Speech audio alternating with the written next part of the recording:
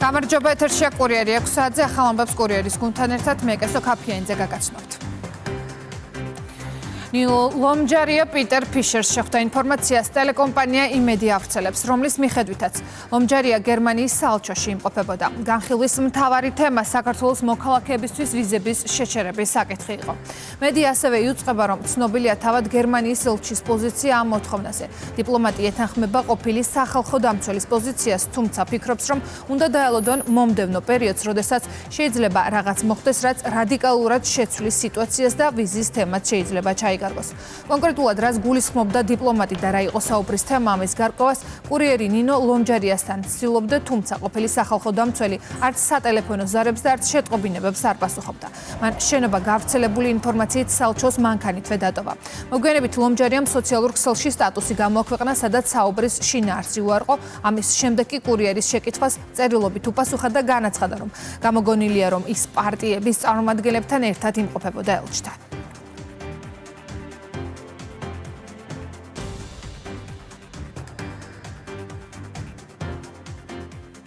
ეს არ არის ახალი თემა, ეს არის მორიგი მცდელობა, რომ როგორმე გერმანიის ელჩის დახმარებით გარკვეული იდეა გაიტანონ განსახილველად ევროკავშირის დონეზე. სახელმწიფოთა დამოკიდებულება ამ საკითხის მიმართ სხვადასხვა არის, მაგრამ მთავარი თემა არის აღმაშფოთებელი, რომ უკვე დიდი ხანია მცდელობა იმისა, რომ ბომბები ჩამოვარდნილი იყო საქართველოს დედაქალაქში და ზოგადად საქართველოში, ეს რეალური იყო ამის მცდელობა.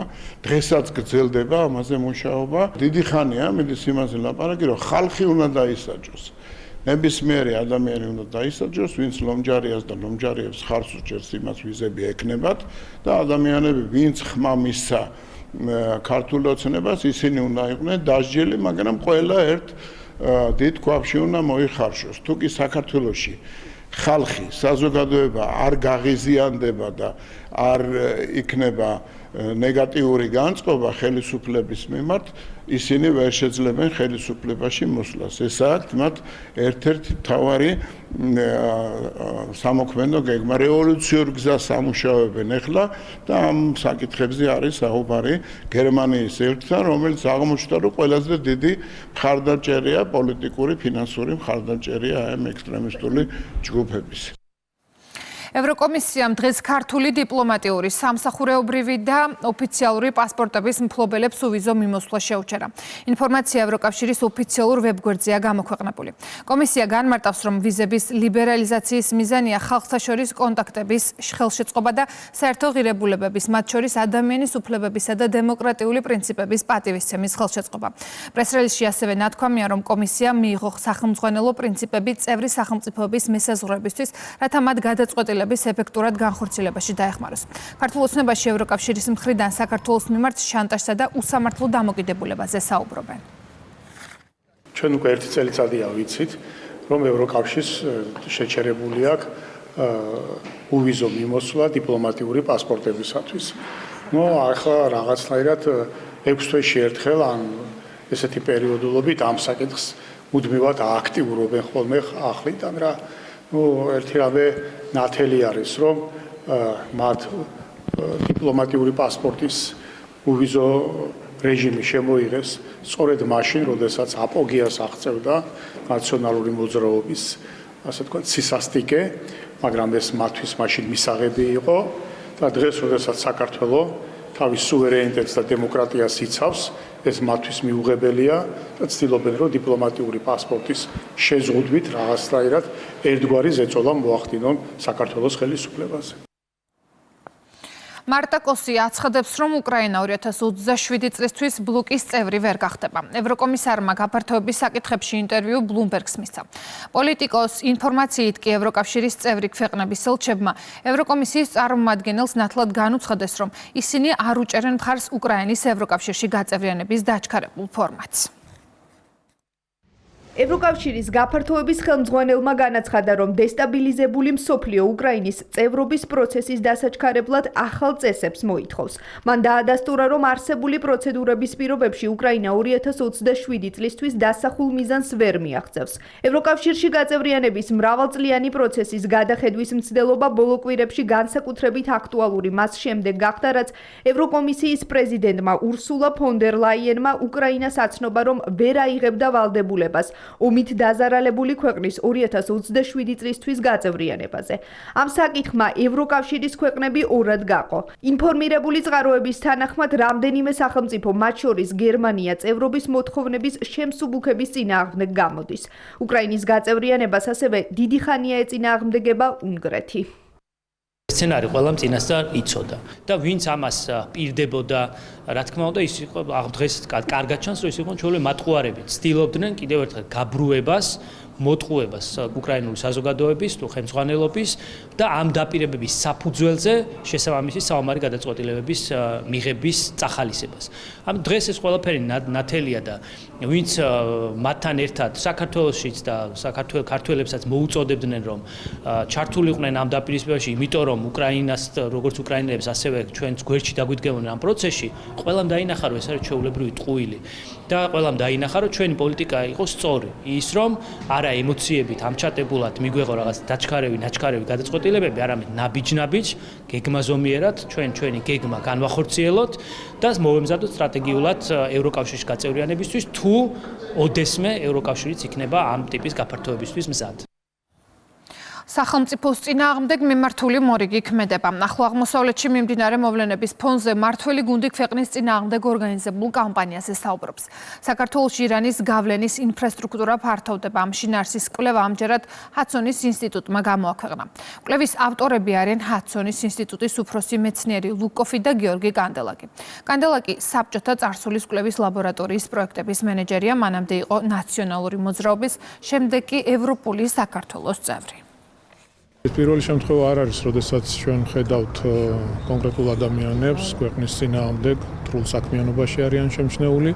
ჩვეულებრივი მოღალატეები არიან, არანაირი კავშირი არ აქვს მათ ამ ქვეყანასთან, არანაირი ინტერესი არ აქვს საქართველოსთან მიმართებით. ერთადერთი მათი მხრიდან ინტერესი არის როგორ გადადგან მტრული ნაბიჯები. ეს რა თქმა უნდა ძალიან დამაზიანებელია, არანაირი ფაქტი, არანაირი კონკრეტიკა არ არსებობს. ეს არის ტყუილი, სიცრუე. ეს ყველაფერს ემსახურება, რა თქმა უნდა, მტერს არ ესიამოვნება ის, რომ საქართველოს და ამერიკის ურთიერთობები ახალი ფურცლიდან დაიწყოს, დაალაგდეს ყველაფერი. მათ რა თქმა უნდა არ ესიამოვნებათ და ისინი ყველაფერს გააკეთებენ, რომ ხელი შეუშალონ ამ პროცესებს. იმ მოცემულობაში, რაც დღეს ხდება რეგიონში, ახლო აღმოსავლეთში და ზოგადად მსოფლიოში, თუ რამდენად დაძაბული და რთული ვითარება არის, ამ ტიპის განცხადებები არის ქვეყნის წინააღმდეგ მტრული საქმიანობა და შესაბამისი უწყებები აუცილებლად უნდა დაინტერესდეთ. ჩვენ დგავართ მშვიდობის მხარეს, სტაბილურობის მხარეს, ეკონომიკის განვითარების მხარეს. თავისუფალი სამყარო უზრუნველყოფს ამას, შეერთებული შტატები, დონალდ ტრამპი და კი ჩვენ ვართ ამერიკელების თავისუფალი სამყაროს, ისრაელის მხარეს და არა აიათოლების, რეჟიმების, დიქტატორების მხარეს. რაც არ უნდა კვლევა გამოქვეყნდეს, ეს არის ჩვენი პოზიცია, ურყევი, რომ ჩვენი ქვეყნის განვითარებას უზრუნველყოფს თავისუფალი სამყარო და არა დიქტატორები. გიორგი კანდელაკი, ვიცით ვინც არის? ეს არის ადამიანი, რომელიც დადიოდა სხვადასხვა ევროპული ინსტიტუციის და არა მხოლოდ ევროპული ინსტიტუციის დერეფნებში, კარდაკარ და ცდილობდა როგორმე დაეზიანებინა ჩვენი ქვეყნის ინტერესები. ზუსტად იგივე აგრძელებს ახლას და იგი ერთ-ერთი ჩვეულებრივი ჭანჭიკია, რომელიც თავის პატრონის და პატრონების ხელში საქართველოზე თავდასხმისთვის გამოიყენება. ყველანაირად უსაფუძვლო, ყველანაირად დაუსაბუთებელი ბრალდებების ერთ-ერთი თანაავტორი გახლავთ ეს ადამიანი და განსაკუთრებით მაშინ ხდება და გამოჩნდებიან ხოლმე უსამშობლო და გაერთიანება, როდესაც ჩვენი ქვეყნის გარშემო ცეცხლის არი ტრიალებს ხოლმე, მათი მიზანი ზუსტადაც ჩვენი ქვეყნის ომის სამიზნედ გახდომა, რათა ჩვენს ქვეყანაში არეულობა მოხდეს და მე ამ არეულობაში ღრია წყალში მათი პატრონები შეესწებიან, რომ კარგად დაიჯერონ თევზი, მათ შორის მოიყვანონ თავიანთი ხორმოჭრილი მონები ხელისუფლებაში, ყველაფერზე ხელის მომწერი პირები. უშვებს შესაძლებლობას, რომ ირანმა პირდაპირ მიაყენოს დარტყმა საქართველოს. ვახტანგ კაპანაძის ეს განცხადება ქართული ოცნებისთვის კიდევ ერთი დასტურია, თუ როგორც ცდილობენ მათი ოპონენტები ქვეყნის ინტერესები დააზიანონ და საქართველოს დარტყმის სამიზნედ აქციონ. გენერალ-მაიორმა და მიხეილ სააკაშვილის სამხედრო მრჩეველმა დაასახელა საქართველოში კონკრეტული ობიექტებიც, რომელიც მისი მოსაზრებით შესაძლოა ირანის შეარაღებული ძალების სამიზნე გახდეს. კაპანაძის განცხადებები მმართველი გუნდისთვის ანტისახელმწიფოებრივი და მოღალატეობრივია. ობიექტები არის, რომელიც გამოაცხადა, ეს არის ის ობიექტები, რომელიც ზოგადად შეყვანილი არის ირანის მიერ სამიზნეთა სიაში. ეს ობიექტები გვინდა არ გვინდა მდებარეობს საქართველოში, მაგრამ გვიმეორებ, რომ ეს არის ვარაუდი, რომ შესაძლებელია მოხდეს აღნიშნული მიმართულებით არაკონტროლირებადი საველე მეთაურებისაგან განხორციელებული დარტყმა. არც ერთი ეს ობიექტი არ წარმოადგენს საიდუმლოებას არც ჩვენთვის, არც ირანისთვის, არც სოფლიოს არც ერთი ქვეყნისთვის. არსებობს გავსი ობიექტები და არსებობს ნებისმიერ ქვეყანაში. დღეს არის ვარაუდი, გამომდინარე იქიდან, რომ მოხდა თავდასხმა ისეთ მეზობელზე, როგორც არის აზერბაიჯანი, ისეთ მეზობელზე, როგორც არის თურქეთი, პანიკის მიზეზებს ვერ ხედავ, მაგრამ ის რომ მოსახლეობა უნდა იყოს გაფრთხილებული, ეს ვთვლი რომ აუცილებელი არის.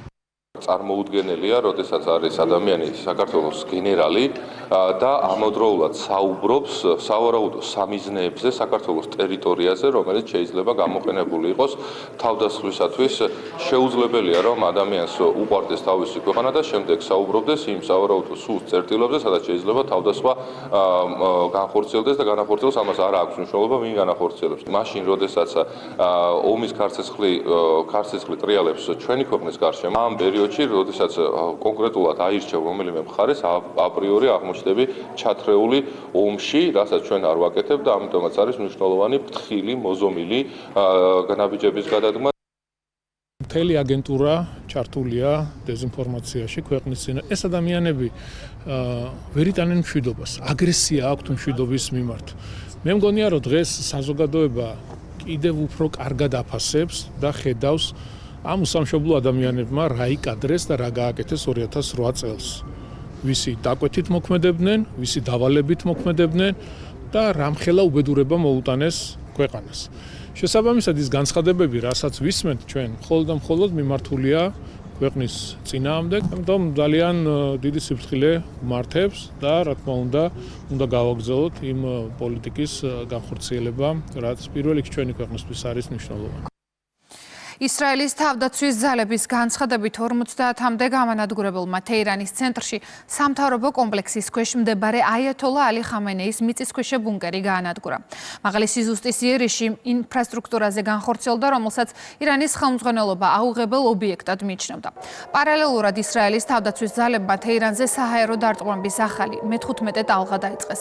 სახალი სამიზნე თეირანში მდებარე სამთავრობო ობიექტებია.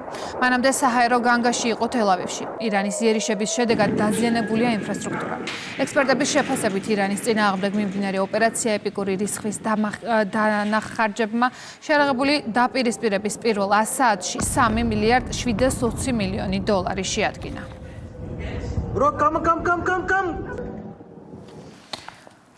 ახლო აღმოსავლეთის რეგიონში მყოფი საქართველოს მოქალაქეების სამშობლოში დასაბრუნებლად კიდევ ერთი სპეციალური რეისი დაინიშნა.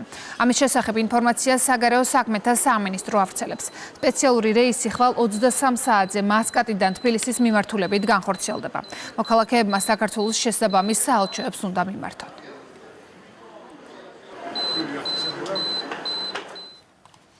ახლო აღმოსავლეთში შექმნილი ვითარების გამო საქართველოს ათობით მოქალაქე, რომლებიც ტურისტულად ტაილანდში იმყოფებიან, სამშობლოში დაბრუნებას ვერ ახერხებენ. მიზეზი ფრენების გაუქმება. საგარეო საქმეთა სამინისტროში ამ თემაზე გაკეთებულ სპეკულაციურ განცხადებებს პასუხობენ. უწყებაში განმარტავენ, რომ ამჟამად მათთვის პრიორიტეტული იმ ადამიანების დახმარება, რომლებიც სახიფათო ზონაში იმყოფებიან. ტაილანდში იმყოფ მოქალაქეებს კი ალტერნატიული მარშრუტების მოძიებასა და ტურისტულ კომპანიებთან ურთიერთობებში დაეხმარებიან. რაც შეეხება ტაილანდში ეგრეთ წოდებულ ჩარჩენილ მოქალაქეებს, რომელსაც გარკვეული შეფერხება შეექმნათ ავიარეისების გადადების ან გაუქმების გამო, ვინაიდან მათ ჰქონდათ დაგეგმილი უკან დაბრუნება ახლო აღმოსავლეთის ქვეყნების საჰაერო სივრცეების გამოყენებით. უსაფრთხოების რისკები, სადაც მაღალია, სადაც არის გარკვეული დაძაბულობა და ამ შემთხვევაში ვსაუბრობთ ახლო აღმოსავლეთზე. სადაც შეიძლება რომ ჩვენს მოქალაქეებს შეექმნათ გარკვეული საფრთხე, ბუნებრივია, რომ აქ სახელმწიფო უფრო მეტი პასუხისმგებლობით უდგება დამოკიდებულებას თავისი მოქალაქეების მიმართ.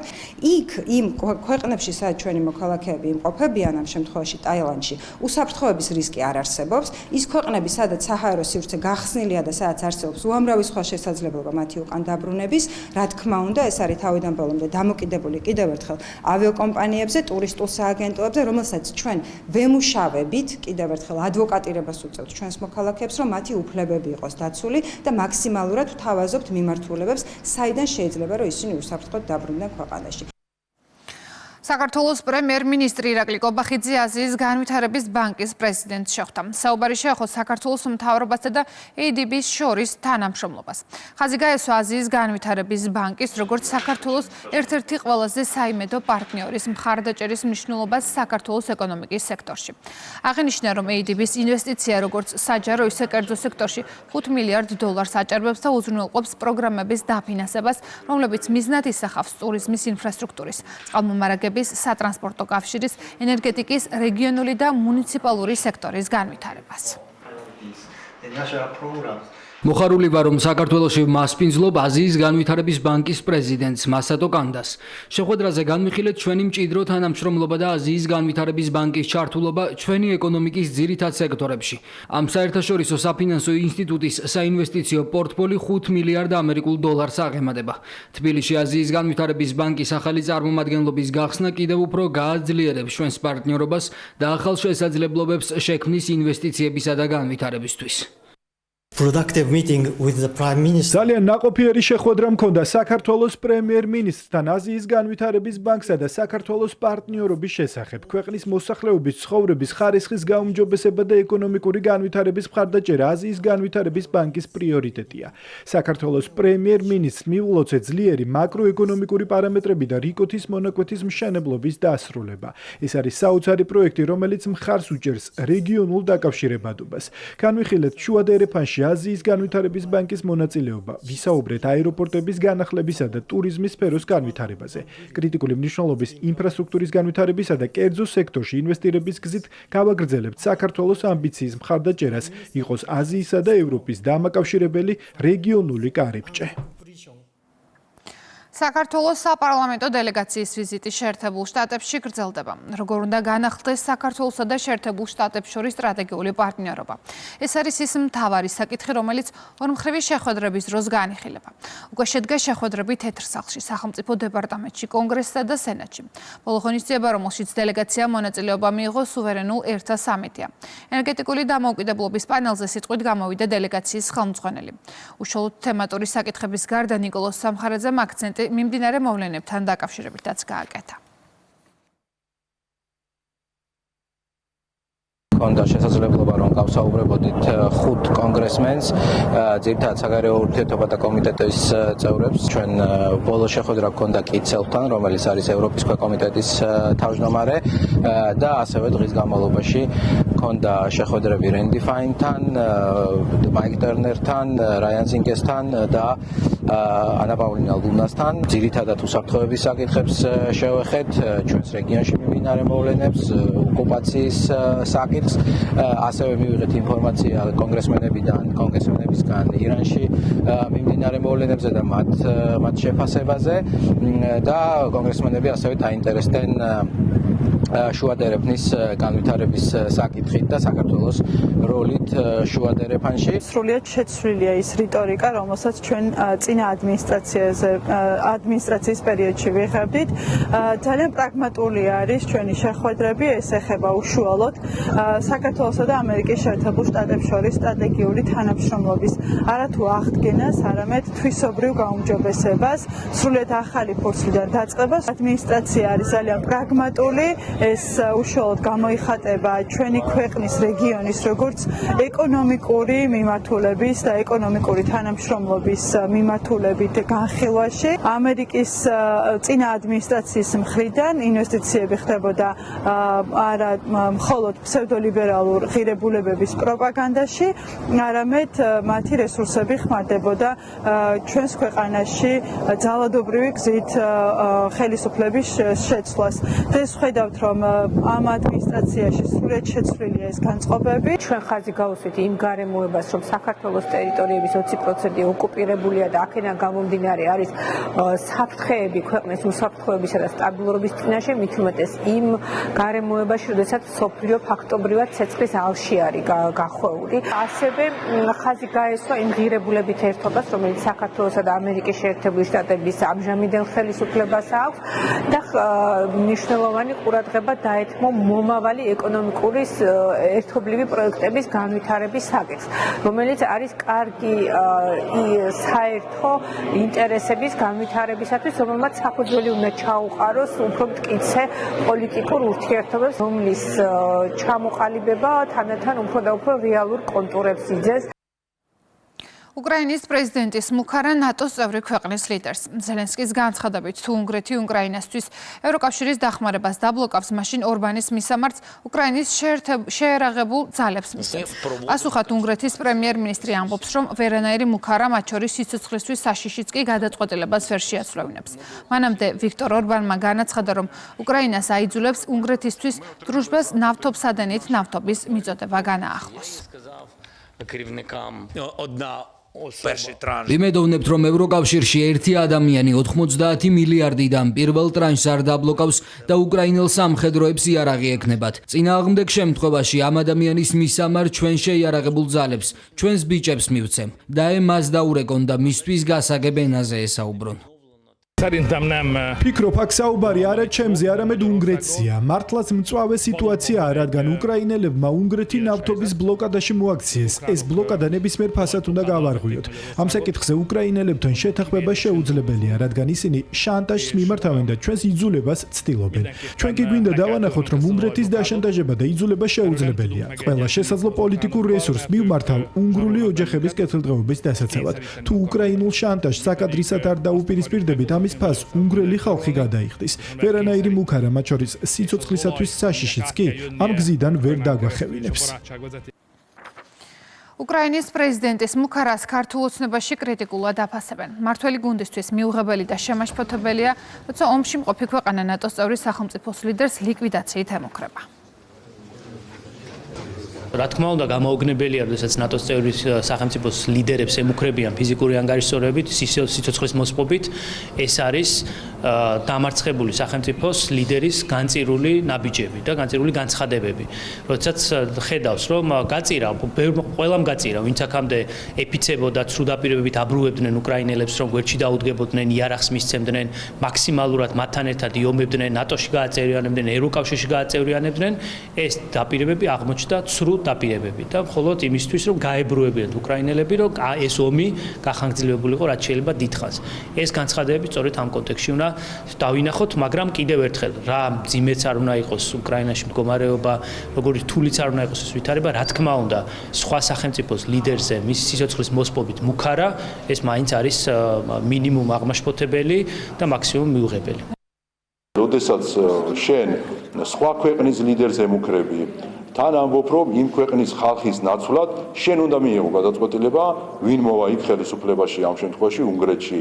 ეს არის სტილი ჩვეულებრივი, აი კლასიკური მაგალითი, როგორი არის deep state-ის წარმომადგენლობა და მათი ხედვა, რომ მას უნდა რომ იქ არ იყოს ორბანი, თითქოს უნგრული საზოგადოება იყოს ახლა ზელენსკი, მას უნდა რომ იქ გადაწყვეტილება მიიღონ ევროკავშირში და უნგრეთის მაგივრად ასევე თვითონ პასუხობს და თან პირდაპირ საჯაროდ იმუქრება, ასე ვთქვათ, მათ შორის ფიზიკურად, მაგრამ იმას ვერ ხვდება, რომ საკუთარი გუნდის წევრები, ზოგი კორუფციაში ბრალდებით რომ არის დაპატიმრებული, ზოგი გაქცეული რომ არის უკრაინიდან და ზოგს ბრალი რო აქვს წაყენებული, აღარ დარჩა არავინ ზელენსკის თავის გარშემო, საკუთარი ქვეყნის ღალატში ბრალი რო არ ქონდეს დადებული ოფიციალურად.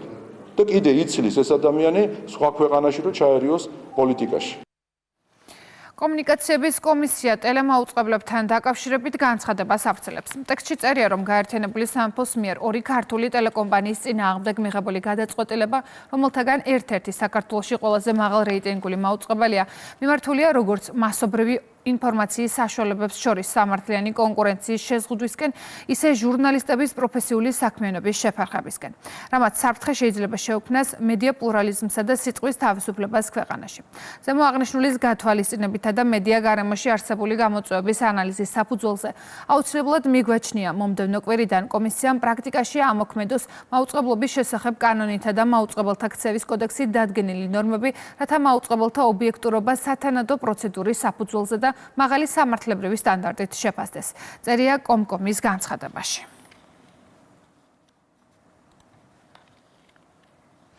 საქსტატის ინფორმაციით 2025 წლის მეოთხე კვარტალში ბიზნეს სექტორის ბრუნვა წინაწლის ანალოგიურ პერიოდთან შედარებით 12.8%-ით გაიზარდა და რეკორდული ოდენობა 70 მილიარდი ლარი შეადგინა. უწყების ცნობით 2025 წლის მეოთხე კვარტალში მაღალი ეკონომიკური ზრდის პარალელურად პოზიტიური ტენდენციები გრძელდება ბიზნეს სექტორში, როგორც ბრუნვისა და პროდუქციის გამოშვების, ასევე დასაქმების მიმართულებითაც. რეკორდულია როგორც ბიზნეს სექტორის ბრუნვა, ასევე ბიზნეს სექტორის გამოშვება და დასაქმებულთა რაოდენობა. ხაზგასასმელია, რომ დასაქმებულთა რაოდენობა წინა წლის შესაბამის პერიოდთან შედარებით 27,000-ით არის გაზრდილი და დასაქმებულთა ჯამური რაოდენობა 839,000 შეადგენს. აქვე ხაზგასასმელია ის გარემოება, რომ დასაქმებულთა შრომის ანაზღაურება 10%-ზე მეტად არის გაზრდილი და ჯამურად 2,600 ლარს აჭარბებს. შედეგები კიდევ ერთხელ ადასტურებს საწარმოო საქართველოს მიერ განხორციელებული პროექტების ეფექტურობას და ეფექტიანობას კერძო სექტორის მხარდაჭერისთვის. ჩვენ წლების განმავლობაში მხარი დაუჭერეთ 15,000-ზე მეტ საინვესტიციო პროექტს, რომლის ფარგლებში შეიქმნა 90,000-ზე მეტი სამუშაო ადგილი და განხორციელდა 6 მილიარდ ლარზე მეტი ინვესტიცია. სააგენტო მომდევნო წლების განმავლობაშიც გააგრძელებს კერძო სექტორის მხარდაჭერას სხვადასხვა ფინანსებზე ხელმისაწვდომობისა და ტექნიკური დახმარების პროგრამებით. ამ წუთებში თბილისის საქალაქო სასამართლოში თავდაცვის ყოფილი მინისტრის ჯუანშერ ბურჭულაძის, მისი მოადგილის გიორგი ხაინდრავას და ცოლის ძმის ვასილ მხეიძის სასამართლო პროცესი მიმდინარეობს. დღევანდელ სხდომაზე იკითხება ბრალდების მხარის მოწვევა. ბურჭულაძეს ბრალი წარდგენილი აქვს სამსახურეობრივი უფლებამოსილების ბოროტად გამოყენებისა და უკანონო შემოსავლის ლეგალიზაციის ფაქტზე. ლევან ჯანგველაძის შეკვეთითა და განზრახ-მკვლელობის საქმეზე დღეს მორიგი პროცესი გაიმართა. სასამართლომ ძმები მიქაძეების და გიორგი ჯოხაძის ეპიზოდზე იმსჯელა. დაიკითხა ბრალდების მხარის ერთ-ერთი მოწმე დეტექტივი, რომლის განცხადებითაც ოთარ ფარცხალაძეს და ძმე მიქაძეებს ლევან ჯანგველაძესთან ხშირი კვეთა ბოლო პერიოდში კი დაპირისპირება ჰქონდათ. ჯანგველაძის მკვლელობის საქმეზე მსჯავრდებულია გელა უძილაური, რომელსაც უვადო თავისუფლების აღკვეთა აქვს მისჯილი. მკვლელობის შემკვეთად კი საგამოძიებო უწყებამ ოთარ რომანოვ ფარცხალაძე დაასახელა, რომელსაც ძებნა გამოცხადებული. სასამართლოში მოწმედ დაიკითხა პროკურატურის ერთ-ერთი მთავარი მოწმე, რომელმაც გითხრა, რომ მის მიერ პატაკით მოპოვებული ინფორმაცია გასული იყო კანონის ჩარჩოებიდან. სამართლებრივი საფუძველი მის მიერ პატაკში გადმოცემულ ინფორმაციებს არ ჰქონდა. პატაკში გადმოცემული ტექსტები ძალიან გავს საქმეში ბრალდების მხარის ერთ-ერთი მოწმის, ბატონი კონსტანტინე მორგოშიას მიერ მიცემულ ჩვენებას. ამის თაობაზე პატაკის ავტორთან ჩვენც დავსვით კითხვა. მოწმის ჩვენებით დასტურდება, რომ კომუნიკაცია დედხასანის შვილიშვილს და ოთარ ფარცხალაძის შორის არსებობს. ამავდროულად დადასტურებულია და არაერთმა მოწმემ აღნიშნა, რომ დედხასანს შვილიშვილს ნათლი მირონობა აკავშირებს მიქაძეებთან. შესაბამისად ამ ფაქტობრივ გარემოებსაც ადასტურებს საქმეში წარმოდგენილი მტკიცებულებები. ფაქტობრივ გარემოებები არის ერთმანეთთან სრულ თანხვედრაში და ყველა მტკიცებულება, როგორც მოწმეთა ჩვენებები, ასევე წერილობითი მტკიცებულებები, ვიდეო მასალა და აუდიო მასალაც, რა თქმა უნდა, ერთობლიობაში ადასტურებს ლევან ჯანგველაძის შეკვეთით და ანგარებით მკვლელობის ორგანიზებას და აქვე დავსვეთ. ის ფაქტი, რომ შეკვეთით ანგარებით განხორციელდა ლევან ჯანგველაძის მკვლელობა, დადასტურებულია ორი ინსტანციის სასამართლოს განაჩენით, სადაც განაჩენში დეტალურად იმსჯელა სასამართლომ ამ საკითხებთან დაკავშირებით. თბილსერვის ჯგუფის ავტობაზა 22 ერთეულის სპეცმანქანით განახლდა. ახალი ტექნიკა დედაქალაქის მერმა კახაკალაძე მერის მოადგილესთან და თბილსერვის ჯგუფის დირექტორთან ერთად დაათვალიერა. თბილსერვის ჯგუფმა ორ ეტაპად შეისყიდა მანისა და რენოს ნაგავმზიდები, ასევე ფორდის მარკის ნარჩენების გადამზიდი ტექნიკა.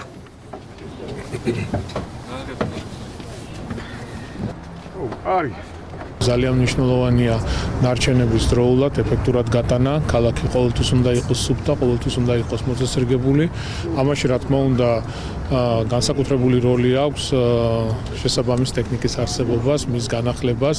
ამ შესყიდვის შემდეგ შეიძლება ითქვას, რომ დაახლოებით 40%-ზე მეტი განახლებული საავტომობილო ტექნიკა ეკნება აღნიშნულ სამსახურს. ეს ნაგავზიდები განაწილდება რაიონებში უბნების მიხედვით, იმის მიხედვით როგორი საჭიროებაა, როგორი პარამეტრები და გაბარიტები გააჩნია გზებს და მნიშვნელოვნად გაზრდის ჩვენს ეფექტურობას. გარდა ამისა, წელს აუცილებლად გაიხსნება გადამტვირთი სადგური, რომელიც პირდაპირ მასში ახალ ნაგავზიდებთან და 1 საათში გადამუშავებული და გატანილი ნაგვის რაოდენობა გაცილებით უფრო მეტი იქნება, ვიდრე ეს წარმატება ჰქონდა აქამდე თბილისის ჯგუფს. დონალდ ტრამპის განცხადებით შტატების შითა უსაფრთხოების მდივანი კრისტი ნოემი თანამდებობას დატოვებს და მის პოსტს ოკლაჰომის შტატის რესპუბლიკელი სენატორი მარკ ვეინ მალინი დაიკავებს. ტრამპი დარწმუნებულია, რომ მალინი დაუღალავად იმუშავებს ქვეყნის საზღვრების უსაფრთხოების უზრუნველსაყოფად. ცნობილია, რომ სენატორი მარკ ვეინ მალინი ერთ-ერთია, ვინც ჯო ვილსონის მიერ ინიციირებული მეგობარი აქტი და მისი თავდაცვის ავტორიზაციის აქტში შეტანა დაბლოკა.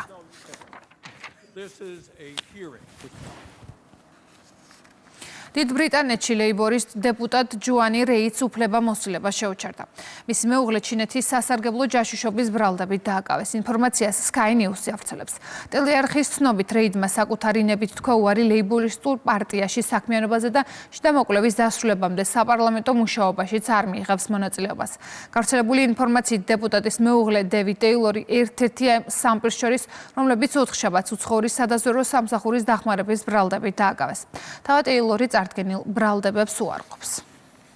ეთერში ბრუნდება განმაგრძობთ გამოშვებას.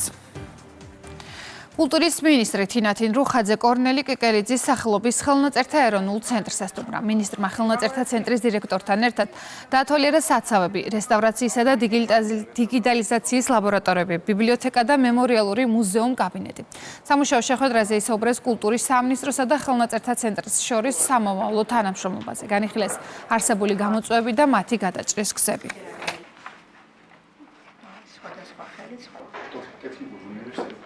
ძალიან კარგი შეხვედრა გქონდა ხელნაწერთა ეროვნულ ცენტრთან, ხელმძღვანელებთან, ასევე თანამშრომლებთან, გაგვაცნეს ფონდების მდგომარეობა, რეალური ინფრასტრუქტურული მდგომარეობა, ვისაუბრეთ სხვადასხვა ტიპის პროექტებზე, რაც ხორციელდება ამ ცენტრის მიერ. უმნიშვნელოვანესია საქართველოსთვის და ჩვენი ალბათ მთლიანად ჩვენი გუნდისთვის, რომ საქართველოს საგანძურს და ამ შემთხვევაში ხელნაწერების კუთხით წარმოდგენილ საგანძურს სათანადო და ღირსეული მოვლა და პატრონობა გაუწიოთ. ძალიან საინტერესო შეხვედრა იყო. აღფრთოვანდა მინისტრი, როდესაც გაიცნო ის განძი, ის უნიკალური კოლექციები, რომელიც ინახება ჩვენს ინსტიტუტში, ჩვენს ცენტრში და რაღაც ცხადია ახალი პერსპექტივები დაისახა და ჩვენ იმედი გვაქვს, რომ განხორციელდება ეს პერსპექტივები. ძალიან მნიშვნელოვანი დღეა დღეს ხელნაწერთა ეროვნული ცენტრში, იმიტომ რომ გვეწვია მინისტრი, რომელმაც დაათვალიერა ჩვენი საცავები, კონსერვაცია, რესტავრაციის სამეცნიერო ლაბორატორია, განყოფილებები, რომელიც ემსახურებიან ხელნაწერთა ეროვნულ ცენტრს და საერთოდ ჩვენ კულტურულ მემკვიდრეობას. პატრონი გვეყოლება კულტურის სამინისტროს სახით. აფხაზეთის ავტონომიური რესპუბლიკის იუსტიციისა და სამოქალაქო ინტეგრაციის მინისტრი ქალთა პენიტენციურ დაწესებულებაში აფხაზეთიდან დევნილ ქალ მსჯავრდებულებს შეხვდა და ქალთა დღე მიულოცა. მინისტრმა ქალბატონებს სიმბოლური საჩუქრები და ყვავილები გადასცა.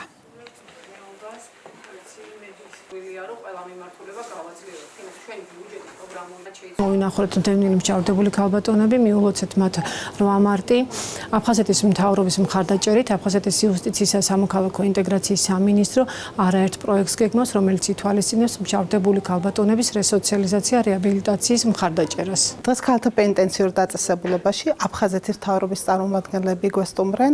შეხვედრა გაიმართა მსჯავრდებულ ქალებთან, დევნილ ქალებთან ერთად, მათ საჭიროებებზე ვისაუბრეთ. ყოველთვის მიესალმება პენიტენციური სამსახური, მსგავს თანამშრომლობას და შემდგომში უკვე მხარდაჭერას ყველა მსჯავრდებულის, მათ შორის დევნილების.